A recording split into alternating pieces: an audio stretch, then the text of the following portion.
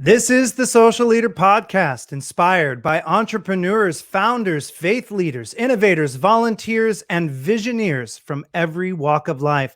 They are the social venturers among us, those who crave the entrepreneurial adventure of moving beyond charity to integrate and then operationalize their social priorities. Social leaders are the true leaders among us who forge sustainable solutions to solve humanity's most tangled problems.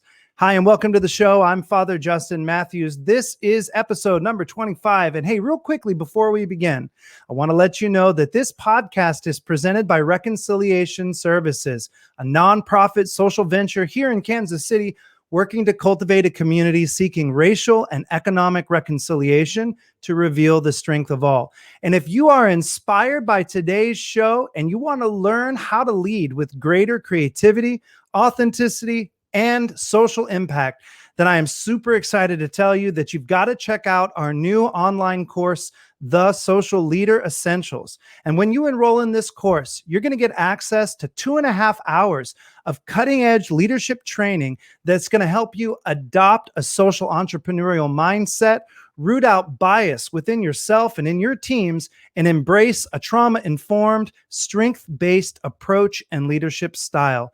All of this, the coolest part is, all of this and all of the proceeds from this course are actually used to fuel the social and trauma therapy programs at Reconciliation Services. So go to thesocialleader.org today and enroll in this amazing course. So I am excited today on this episode to introduce you to a new friend of mine. His name is Mike Meyer. And I got to tell you, I've known about Mike, but only because I knew about Meyer music here in Kansas City. And if you are anywhere around the region, you know that there are only a few incredible music stores and instrument stores left in the world. You know, things have just radically changed since I was a kid, and I used to go down to the tune shop in Kansas, in Prairie Village, and you know that's gone now, along with so many other places. Well, you're going to get to meet the family, one of the owners of Meyer Music, and you're going to get to hear about the incredible things that he's doing, not only in that music shop, but also through this incredible band, a band that I wish I could have been a part of. It's called the Band of Angels. So, hey, welcome, Mike, to the Social Leader Podcast. Hey, thank you so much. I'm so excited to be here. Yeah, it's wonderful to have you on. And as we begin, I love to ask people, just let us know a little bit about your leadership journey and your life story. Give us a glimpse about who you are and how you became the entrepreneur and now the social leader that you are today. Oh, well, yeah, I kind of have an interesting story in that I probably wasn't the leader that most people would probably picture at a young age. I was a kid with a lot of energy and probably undiagnosed ADD at that time and bounced around a lot. But I always cared and cared about people. And then when I got into college and I started to, kind of find myself, got in a fraternity in college and got around a lot of other people who were trying to, find their way. And one of the components that I always loved about the fraternity was the philanthropic piece of it. I'd always been raised with that. My dad was a lifelong Rotarian, which is a worldwide club whose sole purpose is to build community and to make the communities that you live in better, doing philanthropic work as business leaders. So I had really watched my dad do that and my mom do that through the Chamber of Commerce and women's groups coming up. But it wasn't really until I got to college and then I started getting around other people that kind of had that same mindset. When you think fraternity, that isn't typically what you think, but that's a big component of being in one is doing good for others. And so that's really kind of where I started to find my voice. And then, got out of college and had a little bit of failure in the job world right out of the gate and realized. Who doesn't among us? I think we all fail at least one time at the very outset of college in our career. Yeah. Well, I failed hard. I got laid off twice in 8 months, right out of college with a great degree and job, and then I found my way back home to the family music store, and I remember my mom saying, "Hey, would you like to come work here until you find something else?" And I said, "Oh, sure." Well, the last place I thought I would really ever want to work was in a music store because I grew up in it. Was around my whole life. The school bus dropped us off in the parking lot at the store, and I was there every day. But, I remember that first day that I was there, this woman called trying to find a clarinet for her daughter and had some questions, and I knew all the answers. And I loved it. And I was like, I'm helping this lady find a clarinet. Something so simple was really a turning point.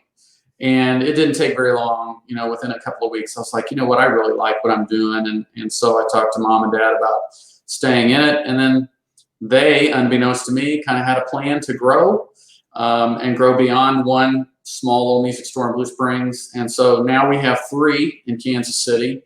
There are 5 Meyers and a 6th that just joined. My mom, my dad, my brother, my sister, myself, and now my son, John.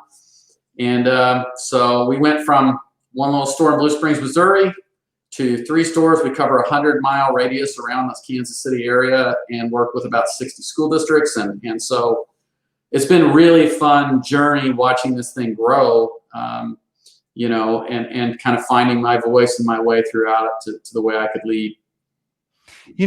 When you think about family-owned businesses, one of the things that always comes up, I don't care, what family business sector you're in, there's always that challenge between the founder and then the family member that comes after. And then they say that basically by the 3rd generation, a lot of family businesses either sell or struggle. And I wonder whether or not just in your personal journey, into the music business and into the family business, I wonder whether or not you could share a little bit about the entrepreneurial story and whether or not you all as a family have or you think you might face some of those struggles like family businesses often do.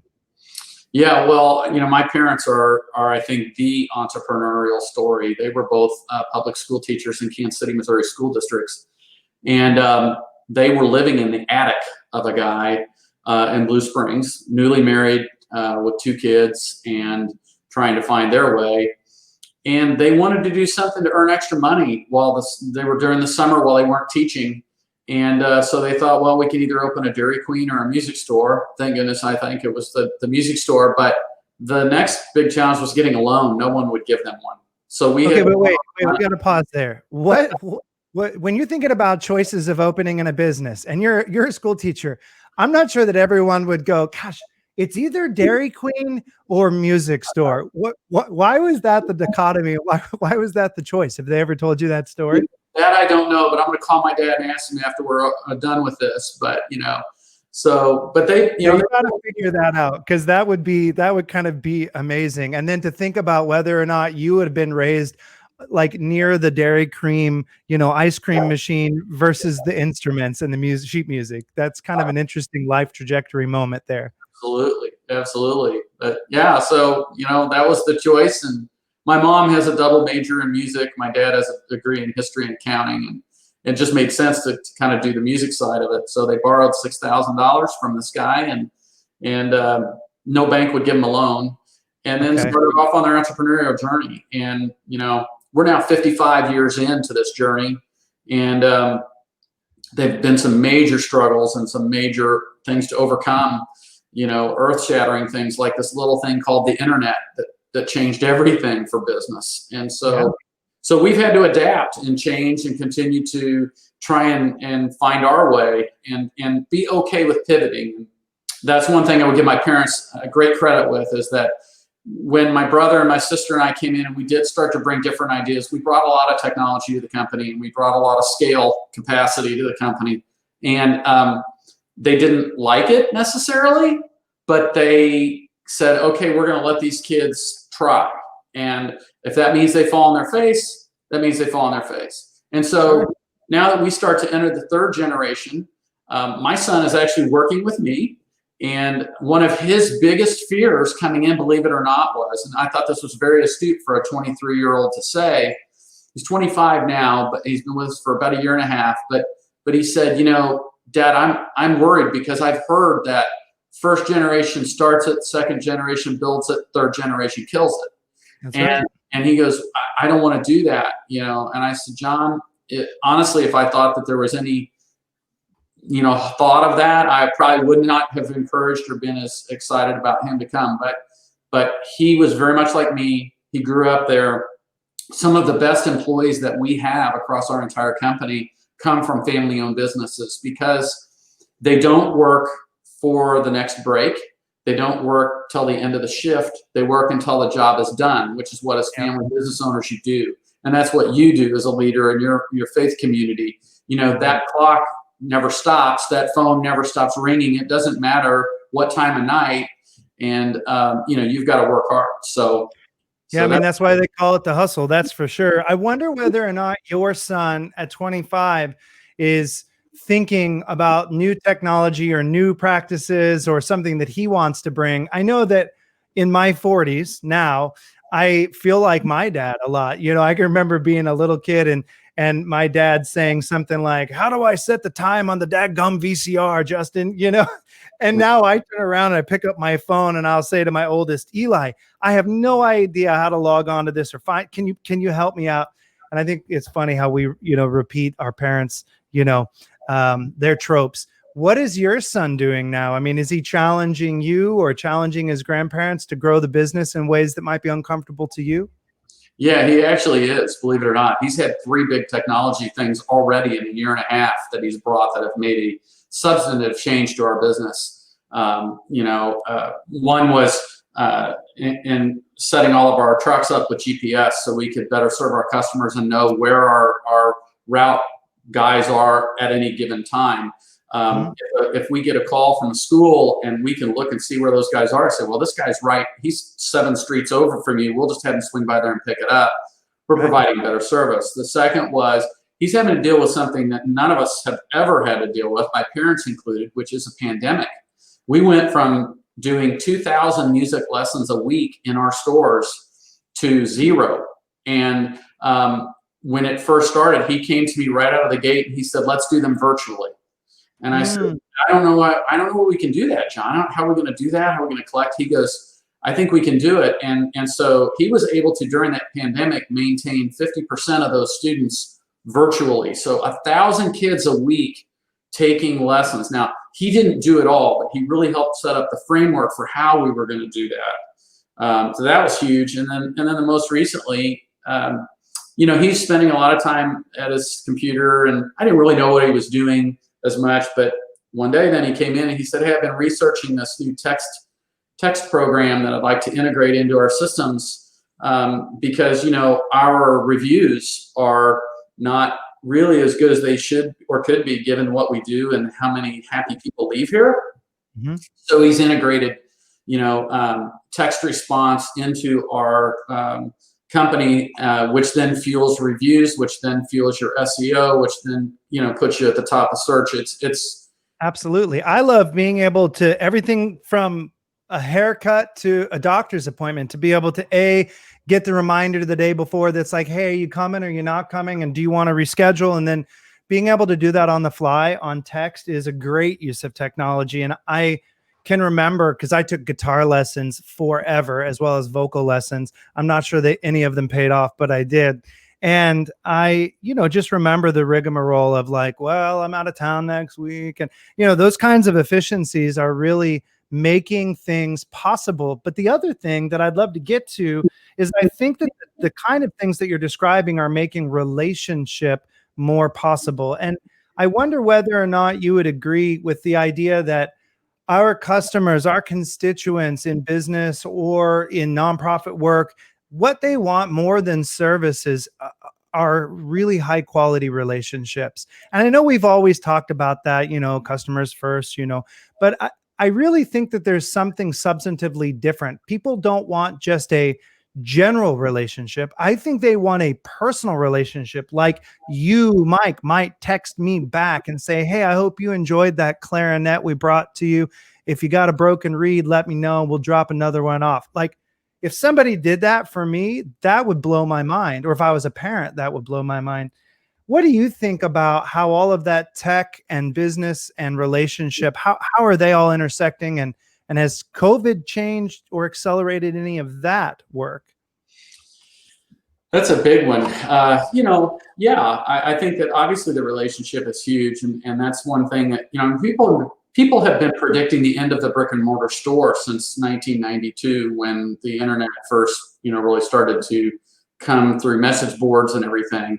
And what we found is that those parents, those students, they still want to talk to someone. They still want to be able to see the product. They still want to be able to touch the product. And in our situation, it's a little different because in music, as you know, being a musician, no two instruments play exactly the same.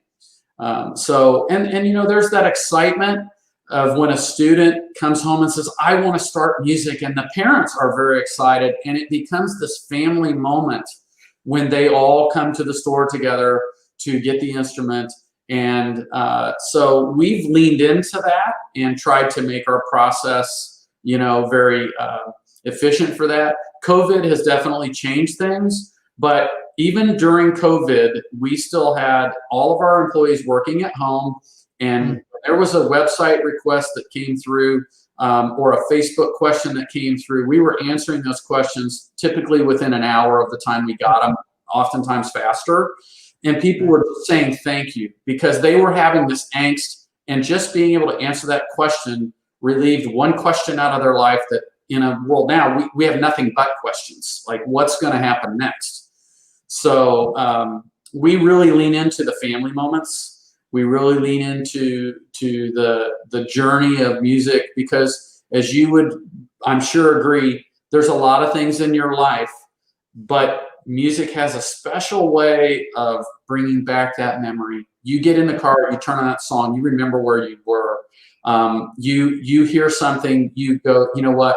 My mom or my dad used to sing that to me. My mom used to hum that while she was cooking. It's a different sensory experience. And so we really lean into that and try and build upon that as much as we possibly can. I think I want to make sure that we leave enough time to get to your incredible social leadership work through Band of Angels. But I want to ask you one other business related question, because when we were preparing for our conversation today, one of the things that you guys did at Meyer Music was the launch of some virtual locations, because you're, in Blue Springs, even with 3 locations, people want access. They want access quickly. They're busy. They're picking up kids. Well, not anymore from school during the pandemic, but we're all driving around, and I've got 3 boys, and I know you just get sick of the rat race of driving around everywhere. And so you guys did something pretty unique by partnering with some local companies in different areas. Talk to me about that decision and what that looks like, and what was the impact of that decision on your business? Well, that was a fun story and a fun little entrepreneurial thing to do that was different. And I would have to say, after you've sold reeds for 30 years, doing something different does keep it fun and fresh and exciting. But what we did basically was we thought, gosh, in the metropolitan area where we live, we were on 119th Street. To get from 159th Street to 119th Street and get an instrument, I mean, that was a 2.5 hour trip for a mother who's trying to get 6 other kids to other activities, or a dad who's running by and picking something up on the way home. So we just simply said, well, what if we took the music store to you? So we partnered with actually a local grocery store to start. And we put our little music display right in the middle of the peaches and the pears and the watermelons and the produce department. And we thought, well, where do people have to go? They have to get food. And so they could kill 2 birds with 1 stone. So not only are we providing a great service, we're bringing traction into the company that lets us be in there. We did a study, 70% of the people that came picked up other food items while they were getting the clarinet. I think it's not being afraid to pair these strange bedfellows together. I mean, you wouldn't think those 2 things would be related, but they are. And yeah, so, we talk about in the Social Leader Essentials e-course, one of the things I talk about in the first module is the idea that the social venturing mindset is one where we are trying intentionally to harness the best of business, faith, and philanthropy to do social good. And by that, I don't just mean my faith. I mean, really trying to look cross-sector, because each of those sectors, just like each different business vertical, kind of has its own strengths and its own limitations. And so I love the idea of combining, picking up milk with picking up my clarinet, and driving that value proposition, not only to your end user and building that relationship, but driving that value proposition to, the Hy-Vee or whoever it is that you worked with. I think that's really cool. One of the other things that you said in our conversation before we got on was that if you can do, you should do. And I want to pivot a little bit away from business operations. And I want to talk about Band of Angels, because I think all along your entrepreneurial journey, there have been these moments where you realized, I could do that. We can do that. Let's go do that. One of them had to do with the fact that for over 50 years, your family has been selling instruments to, people that aspired to be Bono and, Mick Jagger and, first chair in the orchestra. But look, the reality is a lot of us, including myself, we're kind of has-beens who never were. And there are a lot of instruments sitting in closets all around the region that you guys sold. So you had this idea called Band of Angels, and you did it. Talk to us about that. What are you doing? What's the impact of that? How's it relate to Meyer Music? Well, first of all, I have to give great shout out to my good friend Carrie Hitler at Fox 4 TV, who was really the person that kind of got the whole thing rolling. Band of Angels was born from the idea that the news was doing stories saying that the arts were being cut in schools, and they wanted to do something about it. They didn't know what to do. What I knew is that over 50 years, I had seen, kids and parents coming into stores, many of them who could afford to get the instrument, but unfortunately some that couldn't.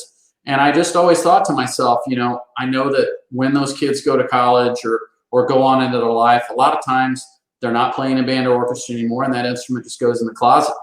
Here I have a TV station with a great mouthpiece and voice and a community heart, and if I can just get them to get on the air and tell people, bring these in, well, I have all of the back end infrastructure already set up to connect those with the students that need them. And so it was just a logical pairing in my head. It had been something I've been thinking about for a long time, but I didn't have that one piece, which was the voice. And so another great example of an unusual pairing that you might not think could work together and make it possible, but it did. In the time since we've started, we felt like if we collected 50 instruments in the first year, that we could do some pretty amazing things with those 50. We got 300 the first year. We've gotten over 6,000 now, and wow. given out. How many years running now, Mike? How long have you been doing that? 9 years that we've been actually giving away instruments, 10 since we started collecting, because we always have to work 1 year ahead because there's a repair cycle that needs to be figured into that timeline. Okay. So, here we are going, okay, so we've spread 2,300 plus horns now, and the number's going up really quick right now because of the beginning of school, but not only across Kansas City, but across the entire United States.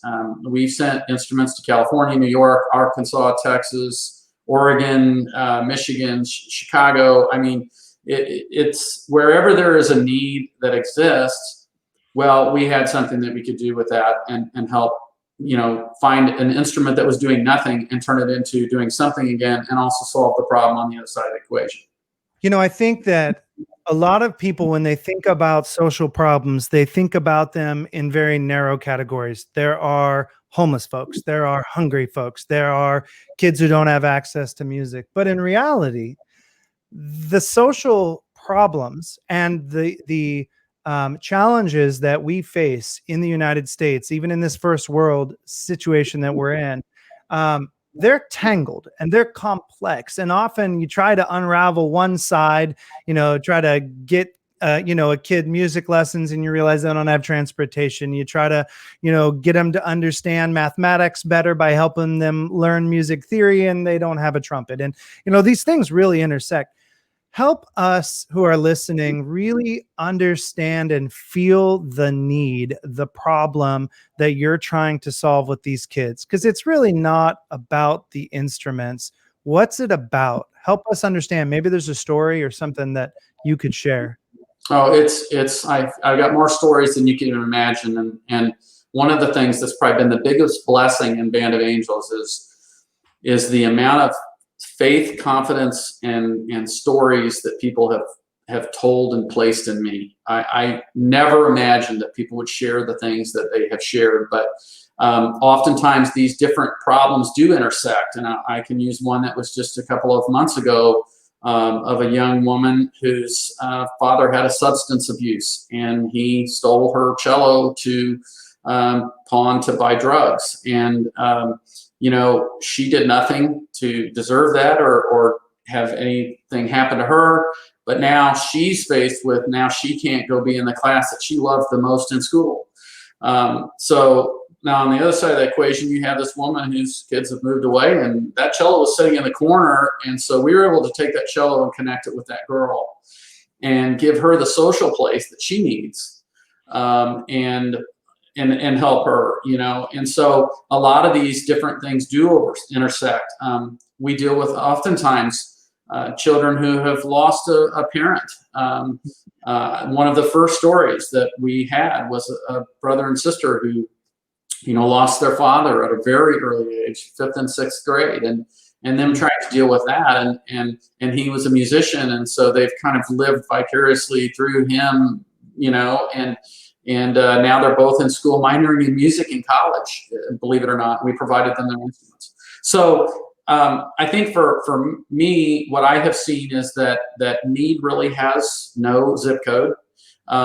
Need has no one size situation that we're going to help do this. To me, it's never mattered what race, religion, gender, anything that anybody was or where they were. What mattered was that they just had a need. So it didn't matter to me whether it was a downtown Kansas City inner city situation that this child was dealing with, or it was a rural situation in a farming community where the father got injured getting off the tractor, or an accident happened and now he's disabled. Both of those things turned that child's life upside down. And so we're trying to do everything we can do to find a way to make that child have access to not only music, but a place to belong and a place to deal and cope with whatever it is that they're dealing with. So, in the midst of such wealth, I'm reminded exactly of what you're saying. Mother Teresa once said that America is actually not the richest country, but we're perhaps the poorest country in the world because we're actually the most lonely. And that sense of isolation and loneliness, man, that story that you told about the young girl who couldn't go to her favorite class because she didn't have that instrument, that actually really hits my heart, because I know so many of our, reconciliation services. We have over 5,300 clients a year that we're helping with social or trauma therapy services of one kind or another. And the number one thing that seems to be repeated in every story is social isolation. People feel like they're alone. They feel desperate. They don't see a way out. And something as simple as a melody, something as simple as, a school teacher who says, yeah, you can play that. Try it again. That can change the trajectory of a life.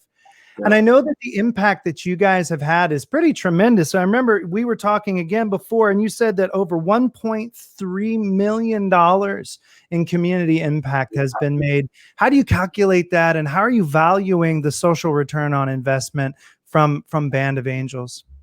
Yeah, you kind of calculate it in a variety of different ways, and there's no one way to really put a number completely on it. But if you took all of the cost to a family that they would have had to have spent of what people have brought in and donated, or the donations that people have made that have sent kids to camp, that all adds up to that number. And nobody was more blown away by that than me when I saw it, because that's money that those families would not have to spend otherwise. And so, can you really calculate a return on investment from a business standpoint? You can't quantify it with a specific number. But I always believe this. I think that, especially in today's world, people want to do business with people who are doing good things, and are truly trying to make their place a better place. And if they have a choice between two companies, one's doing good and one is doing business, that they are going to choose the one doing good and go do their business at that company. Yeah, it's like the saying, you can do well while you're doing good. And I think one of the key tenets of social leadership, and why when I was introduced to you, I knew I had to have you on the podcast, Mike, was because it's difficult to convince business owners or organizational leaders that that charity sprinkles and volunteer hours, they're good, but they're not enough. And actually, we have the opportunity through social leadership and the integration of the best of each of those sectors that I talked about earlier. You're demonstrating through Band of Angels that actually, when you integrate those priorities into your organization, into your company, into your life, that the net effect of that is more than just charitable good or a good reputation. Talk about how the last 10 years of involving your team at Meyer Music, your family, and your staff, how has that changed your team and impacted the culture of Meyer Music by doing Band of Angels alongside of it? You know, it has changed our team so dramatically. I don't know that I could have ever anticipated that it was going to be this way, but I can tell you that we do try and involve we do involve our staff throughout the entire process from beginning to end, whether they're collecting the instrument from that donor who is just so excited to see it do something good, to being the one standing there when that parent walks in with the student and actually handing the instrument to them and getting a picture with them or something like that. It changes everything. You know, there are two stories that I will tell if I could quickly. One of a young boy. We were out at a school and the parent could not do the instrument cost. My brother said, hey, you know, we have this program. If you come into the store, we'll see if we can help you. She came into the store. Now, this is really early on. This is like maybe 6 months into us doing this. And to be honest, trying to integrate these things into your business, it doesn't happen overnight. People don't get it. They don't necessarily always care the way you care until they experience it. So I think that sometimes business owners come up with a great idea, and if the team doesn't jump on board in the first week, they feel like, they don't want to do it. No, it's not that they don't want to do it. They haven't had time to process it. So for us, it was this young boy came in with his mother. And I can tell you this, the picture that you're painting in your head is not the picture of what they would have looked like to you. And she said, you know, I was at the instrument thing at the school and we weren't able to get an instrument. And he said to come in and you guys have this program, you might be able to help us. And I happened to be there that day at that store. And I said, yeah, and I turned around to my brother. I said, Tom, do we have any trumpets here that have been donated? And he goes, yeah, I think there was one downstairs. I said, great. I said, Linda's been with us 49 years. Linda, can you print out the application for this person? Yeah. I go downstairs and I say, Jennifer, there's a little boy upstairs we're going to give a trumpet to that the parents need some help. And could you take this trumpet? Could you vacuum out the case? And Susan, could you polish this? And hey, do we have a mouthpiece? Oh yeah, I'll run over here and get this. And all of a sudden, what happened was our entire team just surrounded this kid and this mom in that moment and made sure that they were taken care of. And when we came back up and we handed them the instrument and they were so excited, the little boy was so thrilled, couldn't wait to get home and start to practice and learn. And we then, after they were gone, we read the application. And what we didn't know at the time was that this child's parent had been incarcerated his whole life. This child had had cancer and had had 4 surgeries between age 4 and 8. And, you know, this mother was a single mother just trying to do everything she could do to provide for her child, just like any other parent would want to do. Mm-hmm. And so when we then read that story to the team, they got it. They bought in. And you know, people have actually come to me and they've said, Mike, you know, you do realize you're in the business to sell stuff, right? Not give it away for free. And I say, that's right. I get that. But we sell enough stuff. And on top of that, these are people that we would have never sold anything to. Right. Yeah. You know? So the net effect is it's created this culture. The greatest gift and the greatest thanks I can get out of the whole program is when one of our employees, and this has happened more than once, came in and said, you know, I was standing in line at Price Chopper grocery store the other day, checking out. A person saw my shirt, and the guy thanked me for what we do for the community. Wow. And you know, you're telling me that person isn't excited to go back to work the next day? You know, so I think it's thinking outside of the box. For us, it was like, hey, I know I have this group of people that I can help. I know there's these instruments sitting out there. Let's find a way to connect this. And so it's blown up way bigger than I could have ever expected. But man, am I thrilled. Man, it sounds amazing. And the thing is that, we could write a white paper about your experience when it comes to social leadership, because I say over and over again to folks that I talk with, look, social leadership isn't about charity from the excess. It's actually about figuring out how we, as leaders in a community, can integrate and then operationalize the social priorities that are evident in our community and that burden our heart.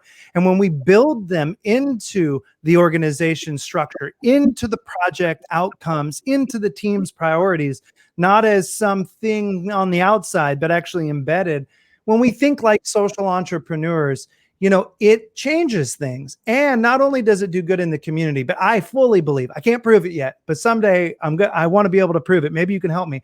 I believe it has a total net effect at the bottom line through employee retention, through employee recruitment, through community advocacy. I mean, it really is so important. And I think that today, the contract, the social contract between customers, employees, communities, and owners is permanently shifted.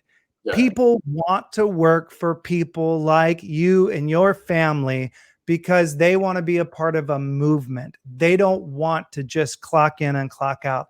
They want to know that their life is worth something.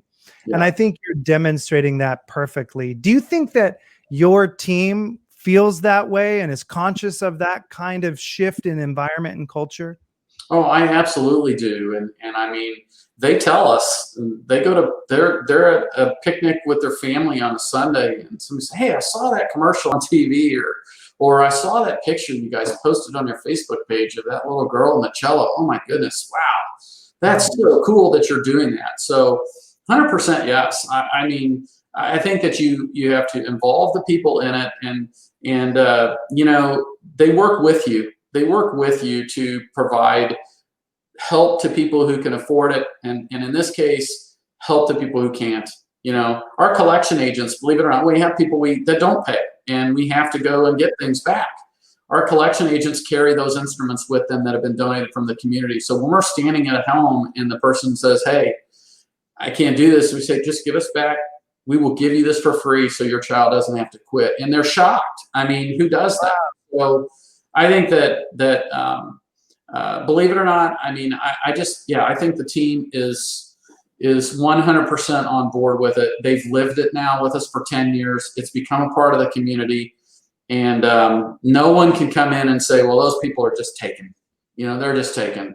And so they're giving every bit as much as I'm giving. The community's giving, our employees are giving, we're giving, everybody's working together to make this happen.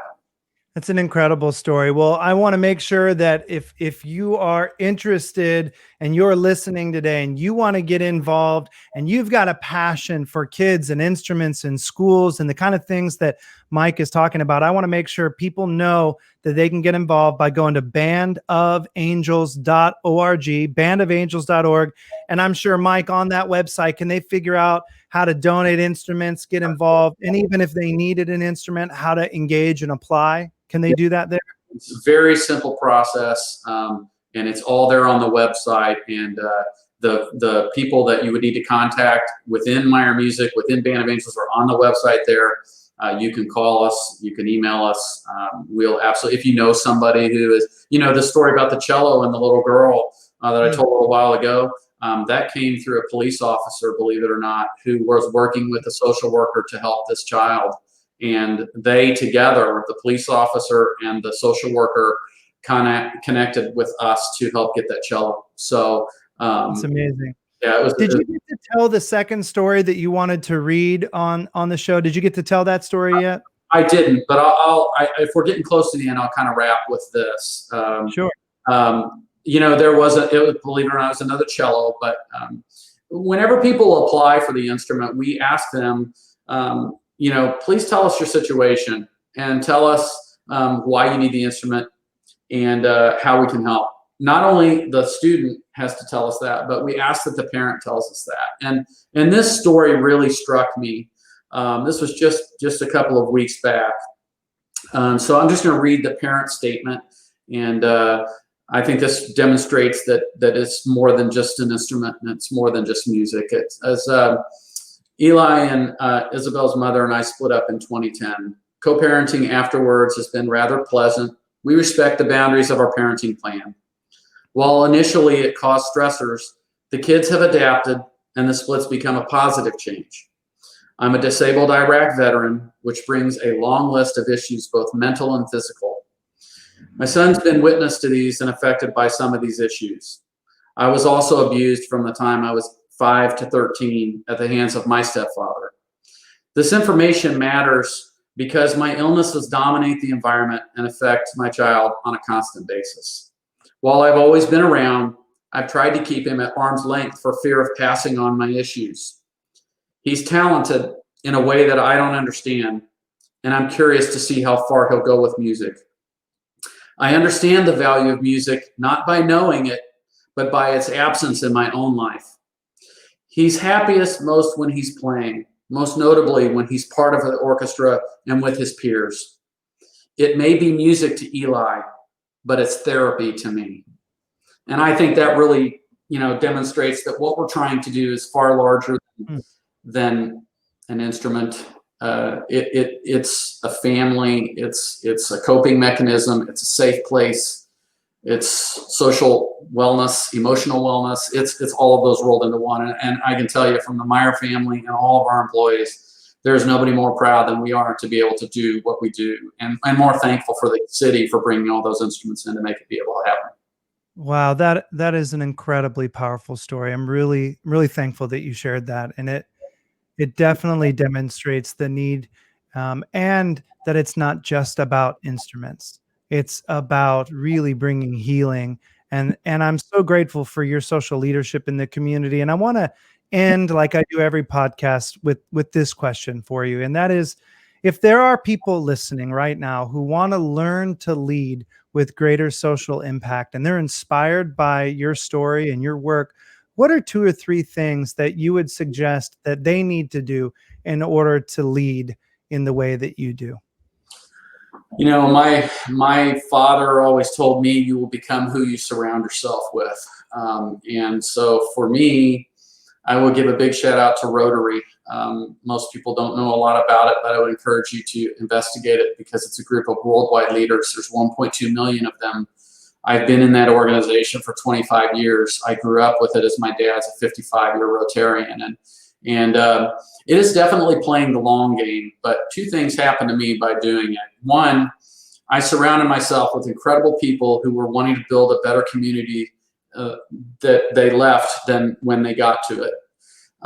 And those people just bring with them a sense of inspiration. I mean, you just can't help but get inspired when you're around them and find all the good things that they're doing. But secondly, when then it came time for me to start my own entrepreneurial thing with Band of Angels, I had already built a network of people around me who could help me get there. I knew the lawyer in the community. I knew the CPA. I was very close with the person at the television station and knew them. And so these components all came together. So I think that today's world, the one thing I tell young leaders especially is networking groups are great, but find groups that have long purpose in them and go to those both. Do your fun networking where you can go have a cocktail and you can get to know other people in the community, but also spend that time with the older people at the table that you probably don't feel comfortable sitting across from. You'll be amazed what you can learn from them, and you'll be amazed the network that you'll develop. I couldn't possibly. And then the last thing would be, if you see somebody doing something good in your community and you want to learn from them, call them. I can't tell you how many business leaders in Kansas City that I have just emailed out of the blue. And my line is always, I don't want to buy anything from you, and I don't want to sell you anything. I just want to hear your story. And I'll invite them to lunch and listen to their story. And out of those stories, you will find, it will make itself known to you what you can do. So that would probably be my biggest piece of advice. I don't know if that's the right answer, but that's been my answer. No, I really appreciate that perspective. And you've obviously demonstrated the power of that effective networking, and then also just putting yourself out there as a lifelong learner and being willing to just take the risk. Call the community member, call the nonprofit organizer, call the business leader and say, hey, I don't want to sell you anything. I just, I don't want you to buy anything. I really just want to get to learn from you. And I think most people, especially in the Midwest, here in Kansas City in particular, we're a really small, big town.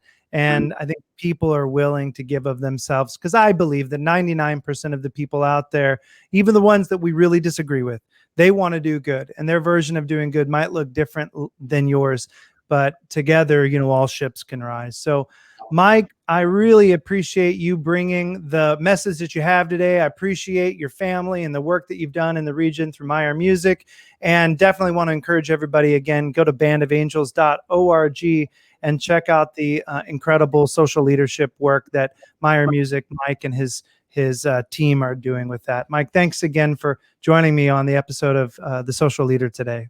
Thank you. This was awesome. Really appreciate it. Well, hang with me while we wrap up. And once again, friends, I'm so thankful for your time. Thank you for joining Mike and I with the Social Leader podcast. And if you are interested in sharing this podcast, it would be a huge favor to us.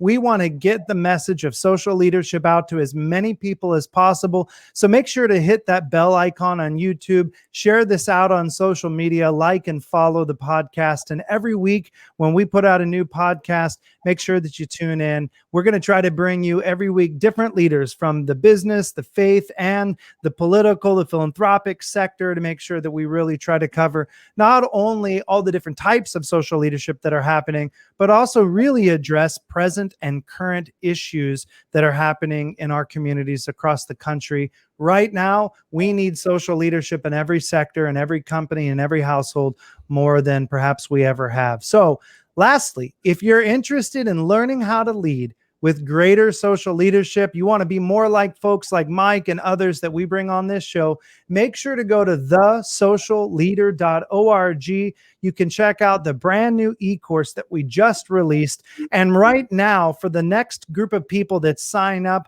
we're actually slashing the price of it almost in half. We want to make sure that people can get access to this incredible leadership training. If you want to stand out from the great sea of leadership similarity that's out there today, definitely check out the Social Leader Essentials e-course. And by the way, every time you enroll in that course and share it with somebody else who enrolls, every single dollar from that sale is going to go to help fuel the work here at Reconciliation Services. So, my friends, again, until the next time, thank you for joining me on this episode of the Social Leader podcast.